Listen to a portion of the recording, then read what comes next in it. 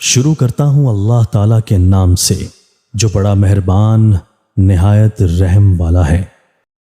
حضرت ابو ہریرہ رضی اللہ تعالیٰ عنہ کہتے ہیں کہ نبی اکرم صلی اللہ علیہ وآلہ وسلم نے فرمایا، مرنے والا قبر میں جاتا ہے، نیک آدمی تو اپنی قبر میں بیٹھ جاتا ہے، نہ کوئی خوف ہوتا ہے نہ دل پریشان ہوتا ہے۔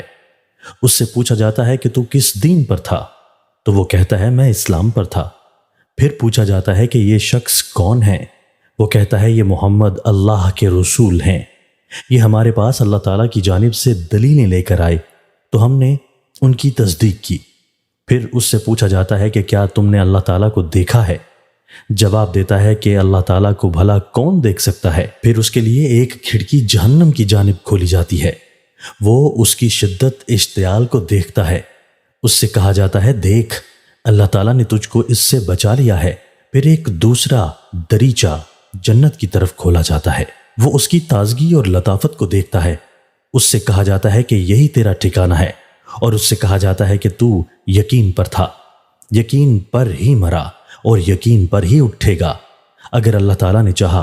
اور برا آدمی اپنی قبر میں پریشان اور گھبرایا ہوا اٹھ بیٹھتا ہے۔ اس سے کہا جاتا ہے کہ تو کس دین پر تھا؟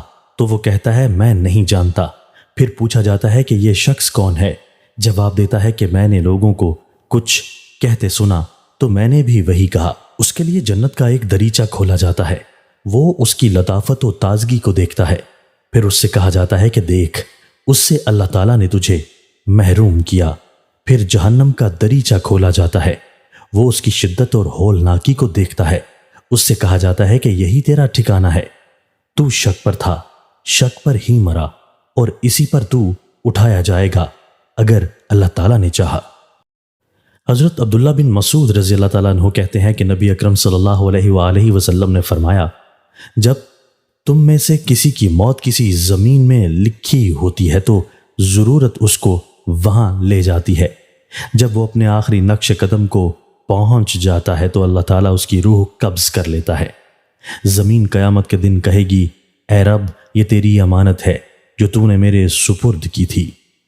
حضرت عبداللہ بن مسعود رضی اللہ تعالیٰ عنہ کہتے ہیں کہ رسول اللہ صلی اللہ علیہ وآلہ وسلم نے فرمایا، رشک و حسد کے لائق صرف دو لوگ ہیں، ایک وہ شخص کو اللہ تعالیٰ نے مال عطا کیا اور پھر اس کو راہ حق میں لٹا دینے کی توفیق دی، دوسرا وہ جس کو علم و حکمت عطا کی، وہ اس کے مطابق عمل کرتا ہے۔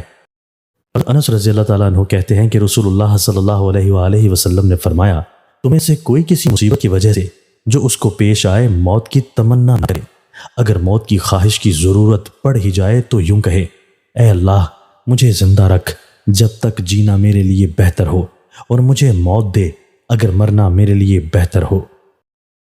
دوستو، اللہ تعالی ہمیں ان احادیث مبارکہ پر عمل کرنے اور اپنی زندگیوں کو سنوارنے کی توفیق عطا فرمائے۔